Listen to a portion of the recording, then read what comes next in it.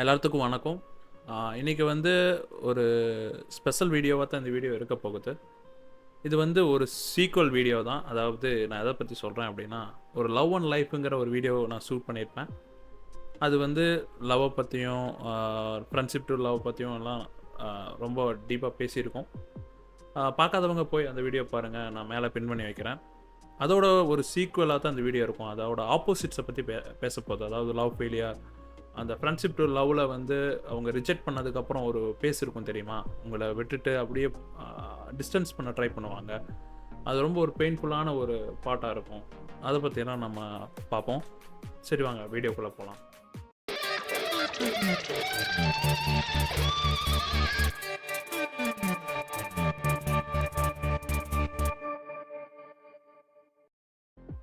First வந்து love failure ஏன் நடக்குது அப்படின்னா, அதுக்கான எக்ஸாக்ட் ரீசனை வந்து உலகத்தில் இருக்க யாருனாலையும் சொல்ல முடியாது. ஒவ்வொருத்தங்களோட லவ் ஃபெயிலியர் ஸ்டோரியும் ஒரு மாதிரி இருக்கும். அதனால் வந்து நம்ம இந்த வீடியோவில் லவ் ஃபெயிலியர் ஏன் நடக்குது அதை பற்றியெல்லாம் எதுவும் பார்க்க போகிறதில்ல. மாறா வந்து அந்த லவ் ஃபெயிலியர் நடந்ததுக்கப்புறம் அதிலிருந்து எப்படி கோப்பப் பண்ணி வரலாம், அதிலிருந்து எப்படி மீண்டு வரலாங்கிறத பற்றி தான் இந்த வீடியோ இருக்க போகுது. ஃபஸ்ட்டு வந்து உங்களோட பார்ட்னர் வந்து ஒரு ஜென்யூனான ரீசனுக்காக உங்கள்கிட்ட பிரேக்கப் பண்ணிக்கிறாங்க அப்படின்னா வந்து அப்போது உங்களால் ஒன்றும் பண்ண முடியாது. அதை நீங்கள் அண்டர்ஸ்டாண்ட் பண்ணிட்டு தான் ஆகணும். நீங்கள் வந்து அவங்கள புரிய வைக்க ட்ரை பண்ணலாம், அதே மாதிரி அவங்களுக்காக வெயிட் பண்ணலாம். அதெல்லாம் வந்து உங்களோட சாய்ஸ். பட் ஆனால் ஒரு குட் பர்சனுக்காக வெயிட் பண்ணுறதுல தப்பு இல்லை, வெயிட் பண்ணலாம். பட் ஆனால் ஒவ்வொருத்தங்க இருப்பாங்க தெரியுமா, உங்களை வந்து ஏமாற்றிருப்பாங்க, உங்களை வந்து ஃபேக்காக லவ் பண்ணியிருப்பாங்க, உங்களை சீட் பண்ணியிருப்பாங்க. அந்த மாதிரி பர்சனுக்கெல்லாம் நீங்கள் வெயிட் பண்ணுறோங்கிற தேவையே கிடையாது. அவங்களெல்லாம் வந்து நீங்கள் மதிக்கணுங்கிற தேவையே கிடையாது. அவங்களெல்லாம் வந்து ஜஸ்ட்டு வந்து ஒதுக்கி வச்சுட்டு அடுத்து வந்து லைஃப்பில் என்ன அப்படிங்கிறத பற்றி திங்க் பண்ணுங்கள். புரியுது, அந்த மாதிரியான ஒரு கசப்பான ஒரு லவ் ஃபெயிலியர் நடந்ததுக்கப்புறம் வந்து உங்களோட மைண்டு வந்து ஒரு டிப்ரெஷன் மோட்குள்ளே போகும். அப்போது என்ன பண்ணணும் அப்படின்னா வந்து உங்கள் ஃப்ரெண்ட்ஸ்கிட்ட ஓப்பனாக பேசுங்க. உங்களோட ஹாபி என்ன, கிரிக்கெட்டோ ஏதோ ஒன்றும் ஜாலியாக போய் அதில் விளையாடுங்க, அதில் டைம் ஸ்பெண்ட் பண்ணுங்கள். அதே மாதிரி அழுகணும்னு தோணுச்சுன்னா அழுதுருங்க. அதாவது ஒரு நாளோ 2 நாளோ 1 வாரமோ ஜஸ்ட்டு வந்து அழுது முடிச்சுட்டு வந்து அடுத்து வந்து லைஃப்பில் என்ன அப்படிங்கிறத பற்றி பாருங்கள். ஏன்னா உங்களுக்காக அந்த ஒருத்தங்க மட்டும் கிடையாது, உலகத்தில் நிறைய பேர் இருக்காங்க. அதில் ஏதோ ஒருத்தங்க வந்து உங்களுக்கு கடவுள் வந்து டெஸ்டினி எழுதி வச்சுருப்பார். அவங்க வந்து கண்டிப்பாக உங்கள்கிட்ட வரத்தான் போகிறாங்க. அதனால் வந்து அதை பற்றி திங்க் பண்ணுறதை விட்டுட்டு பாசிட்டிவாக திங்க் பண்ணுங்கள். நெகட்டிவிட்டியை ஒதுக்கி வச்சுருங்க. அப்புறம் வந்து ஒவ்வொருத்தங்க வந்து அந்த பேட் ஹேபிட்குள்ளே போவாங்க தெரியுமா, இந்த டிப்ரெஷன்னால். என்னைக்கு வந்து அதை பண்ணிடாதீங்க. அது வந்து உங்கள் லைஃப்பில் ரொம்ப மோசமான விளைவுகளை ஏற்படுத்தும். உங்கள் வழியெல்லாம் இருக்குது, புரியுது. பட் ஆனால் வந்து அதுக்காக பேட் ஹேபிட்குள்ளே நீங்கள் போகணுங்கிற தேவையில்லைல்ல. ஏன் அப்படின்னா வந்து ஒரு பேட் ஹேபிட்குள்ளே போயிட்டீங்க அப்படின்னா நீங்கள் உங்களை மட்டும் கஷ்டப்படுத்த மாட்டீங்க, உங்களை சுற்றி இருக்கிறவங்க எல்லாரையுமே நீங்கள் கஷ்டப்படுத்துவீங்க. உங்களோட ஹெல்த் வந்து பாதிக்கப்படும். உங்கள் ஹெல்த்து வந்து ரொம்ப மோசமாயிடுச்சு அப்படின்னா வந்து உங்கள் பேரண்ட்ஸு, உங்கள் ஃபேமிலி எல்லாருமே வந்து உங்களை நினச்சி வந்து ரொம்ப ஃபீல் பண்ணுவாங்க. அவங்க வந்து உங்களால் டிப்ரெஷனுக்குள்ளே போவாங்க. அதெல்லாம் எதுக்கு, வேணுமா என்ன? அதனால் வந்து டிப்ரெஷனுக்குள்ளே போகிறீங்க அப்படின்னா வந்து அது நார்மலான ஹியூமன் மென்டாலிட்டி தான். அது வந்து ஒன்றும் பண்ண முடியாது. பட் ஆனால் அதுலேருந்து நீங்கள் ஈஸியாக வெளியில் வரலாம். உங்கள் பிடிச்சவங்ககிட்ட பேசுங்க, உங்கள் ஃப்ரெண்ட்ஸுக்கிட்ட பேசுங்க. அது நான் ஃபஸ்ட்டு சொன்ன மாதிரி போய் ஜாலியாக வந்து விளையாடுங்க. நீங்கள் ஜாலியாக போய் ஒரு கேம்லேயோ ஏதோ ஒன்றுலையோ உங்களுக்கு என்ன பிடிச்சதோ அதை பண்ணுங்கள். அதை பண்ணிங்கனாலே வந்து ஈஸியாக வந்து டிப்ரெஷன்லேருந்து வெளியில் வரலாம்.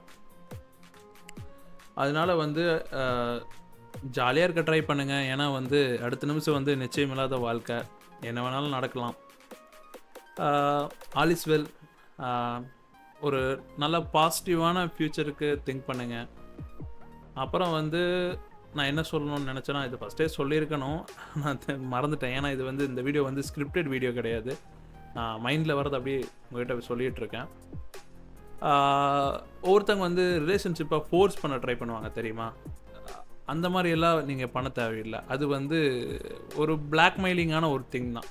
நீங்கள் மறைமுகமாக பிளாக்மெயில் பண்ணுறீங்க, அதுதான் வந்து அதை உணர்த்துது. ஃபோர்ஸ் பண்ணுறீங்கனாலே அப்படி தான்.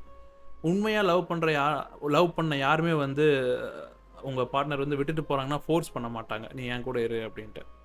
அவங்களோட சந்தோஷத்தை தான் பார்ப்பாங்க. அதனால் வந்து விட்டுருங்க.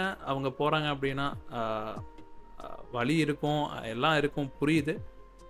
பட் ஆனால் விட்டுட்டு அடுத்தது என்ன அப்படிங்கிறத பற்றி ட்ரை பண்ணுங்கள். நான் திருப்பியும் ஃபஸ்ட்டில் இருந்தே உளறிட்டு இருக்கேன்னு நினைக்கிறேன்.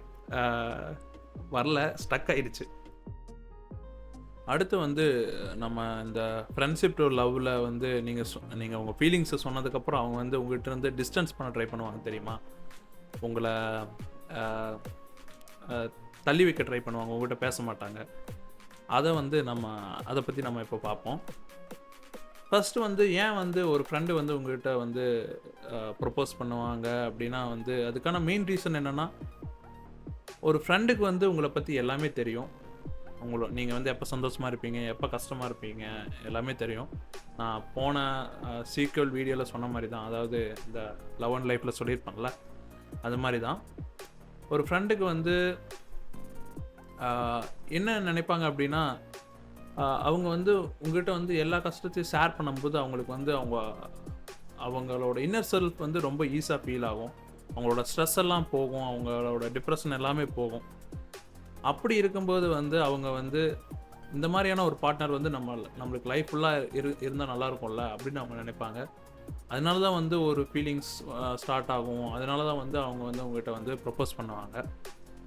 பட் ஆனால் ஒவ்வொருத்தங்க வந்து என்ன நினைக்கிறாங்க அப்படின்னா வந்து இந்த மாதிரி ப்ரொப்போஸ் பண்ண உடனே வந்து இத்தனை நாளாக வந்து நீ என் கூட ஃப்ரெண்டாக தானே இருந்த, அப்போ வந்து நீ அந்த ஃப்ரெண்ட்ஷிப்பை வந்து ஃபேக் பண்ணுறியா அப்படின்னு வந்து அவங்க நினைப்பாங்க. அது வந்து ஃபேக்கான ஃப்ரெண்ட்ஷிப்பா அப்படின்னு வந்து அவங்க நினைப்பாங்க. நான் அந்த மாதிரி இருக்கிறவங்களுக்கெல்லாம் என்ன சொல்லணும்னு ட்ரை பண்ணுறேன் அப்படின்னா, என்றைக்குமே வந்து ஒரு லவ் வந்து ஒரு ஃப்ரெண்ட்ஷிப்லேருந்து தான் ஸ்டார்ட் ஆகும்.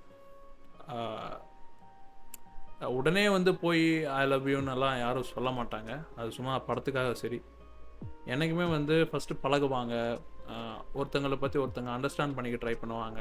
அந்த பேஸ் எல்லாமே வந்து ஒரு ஃப்ரெண்ட்ஷிப் ஜோன் தான். அதுக்கப்புறம் தான் வந்து அந்த லவ்க்குள்ளே போவாங்க. அதே மாதிரி தான் வந்து ஃப்ரெண்ட்ஷிப் டு லவ்ங்கிறது வந்து கொஞ்சம் ஒரு டிஸ்டன்ஸான ஒரு ஸ்டேஜாக இருக்கும். ரொம்ப டைம் எடுக்கும். உங்களை பற்றி உங்களுக்கு அவங்க மேலே ஃபீலிங்ஸ் இருக்குன்னு அண்டர்ஸ்டாண்ட் பண்ணிக்கிறதுக்கே டைம் எடுக்கும். அந்த மாதிரியான ரொம்ப கஷ்டப்பட்டு தான் வந்து அவங்க வந்து உங்கள்கிட்ட வந்து ஃபீலிங்ஸ் சொல்லுவாங்க. அவங்களுக்கும் எல்லாம் தெரியும், நீங்கள் எப்படி அண்டர்ஸ்டாண்ட் பண்ணிக்குவீங்கிறது. அவங்களுக்கு பயப்பட்டுகிட்டே தான் வந்து உங்கள்கிட்ட அந்த ஃபீலிங்கை சொல்லுவாங்க. நான் உங்கள் மேலேயும் தப்பு சொல்ல கிடையாது. ஏன்னா வந்து நீங்கள் வந்து அந்த மாதிரி அவங்கள பற்றி ஃபீல் பண்ணலைன்னா கண்டிப்பாக ரிஜெக்ட் பண்ண தான் ட்ரை பண்ணுவீங்க. அதை அண்டர்ஸ்டாண்ட் பண்ணிக்க முடியுது. ஆனால் வந்து அதுக்காக வந்து அவங்களோட ஃப்ரெண்ட்ஷிப் வந்து நீங்கள் பொய்ன்னு நினைக்க தேவையில்லை. அவங்க லவ் சொன்னதுக்காக வந்து அவங்க ஃப்ரெண்ட்ஷிப்பே நீங்கள் சந்தேகப்பட தேவையில்லைல்ல. என்றைக்குமே அதை பண்ணிடாதீங்க. என்றைக்குமே வந்து அவங்களோட ஃப்ரெண்ட்ஷிப் வந்து நீங்கள் பொய்ன்னு நினைக்கக்கூடாது. உண்மையிலேயே வந்து அவங்க உங்கள் மேலே கேர் வச்சுருப்பாங்க. அதனால தான் வந்து அவங்க வந்து உங்கள்கிட்ட ஃபீலிங்ஸே சொல்ல வருவாங்க. சும்மா வந்து பிடிச்சதுன்னா ஃபீலிங்ஸ் சொல்கிறவங்களாம் ஃபஸ்ட்டே சொல்லியிருப்பாங்கல்ல, எதுக்கு எத்தனை நாள் டைம் எடுக்க போகிறாங்க. அவங்க வந்து அந்த ஃப்ரெண்ட்ஷிப்பை வந்து ரொம்ப மெயினாக பார்க்குறாங்க. எதாவது ஃபீலிங் இருந்தாலும் அந்த ஃப்ரெண்ட்ஷிப்பும் கெடக்கூடாதுன்னு நினைக்கிறாங்க. பட் ஆனால் வந்து ஒவ்வொருத்தங்க வந்து அந்த ஒதுக்க ட்ரை பண்ணுவாங்கல்ல, அப்போ நீங்கள் என்ன பண்ணணுங்கிறத மட்டும் நான் சொல்கிறேன். ஏன்னா வந்து அவங்க மேலேயும் தப்பு இல்லை, நீங்கள் வந்து உங்களோட ஃபீலிங்ஸை சொன்னதும் தப்பு இல்லை. ஏன்னா வந்து உங்களோட ஃபீலிங்ஸை சொன்னதுக்காக வந்து நீங்கள் என்றைக்குமே ரிகரெட் பண்ணக்கூடாது. உங்களோட ஃப்ரெண்ட்ஷிப் போகுதுங்கிறத பற்றி நீங்கள் நினச்சி கஷ்டப்படலாம்.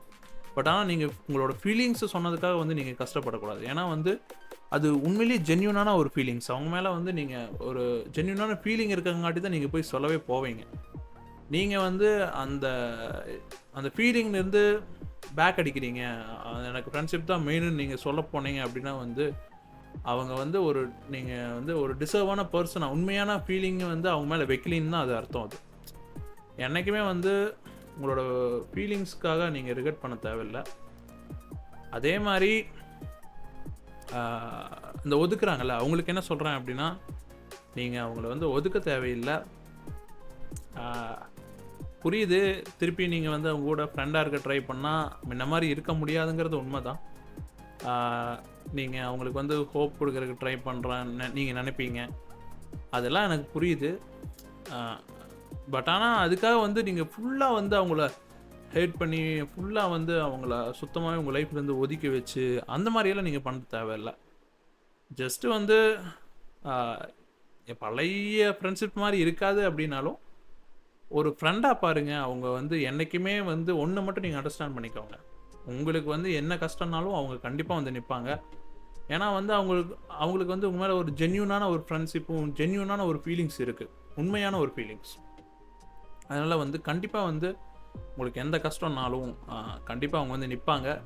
எனக்குமே வந்து அவங்கள இழந்துடாதீங்க. அந்த மாதிரியான ஒரு ஃப்ரெண்ட்ஷிப்பை வந்து இழக்கக்கூடாது.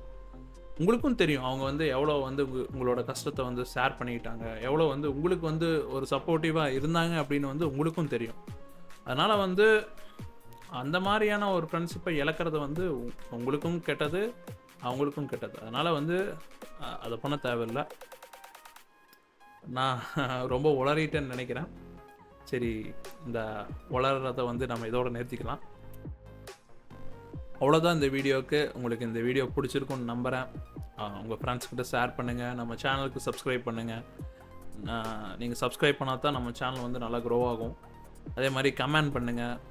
இந்த மாதிரி ஏதாவது உங்களுக்கு ஸ்டோரிஸ் இருந்துச்சுன்னா வந்து சும்மா எஸ்ன்னு கமெண்ட் பண்ணுங்கள். அந்த கமெண்ட்டும் வந்து இந்த வீடியோ வந்து நிறைய ரீச் பண்ணுறதுக்கு வந்து நிறைய ஹெல்ப்ஃபுல்லாக இருக்கும். அதே மாதிரி எல்லாத்துக்கும் வந்து ஒரு டிஃப்ரெண்ட்டான ஒப்பீனியன் இருக்கும். இது வந்து ஜஸ்ட் என்னோட பார்ட் ஆஃப் ஒப்பீனியன் மட்டும்தான். இது வந்து நான் யாருக்கிட்டையும் நான் இது வந்து ஃபோர்ஸ் பண்ணல. அதை சொல்லிக்கணும்னு ட்ரை பண்ணேன். அதே மாதிரி வந்து இந்த வீடியோ வந்து ஃபுல் அண்ட் ஃபுல் நான் ஸ்கிரிப்டட் வீடியோ. வந்து லைவாக என் மைண்டில் என்ன தோணுதோ அதான் பேசியிருக்கேன். ஏதாவது தப்பு இருந்தாலும் மன்னிச்சிடுங்க. Thank you so much.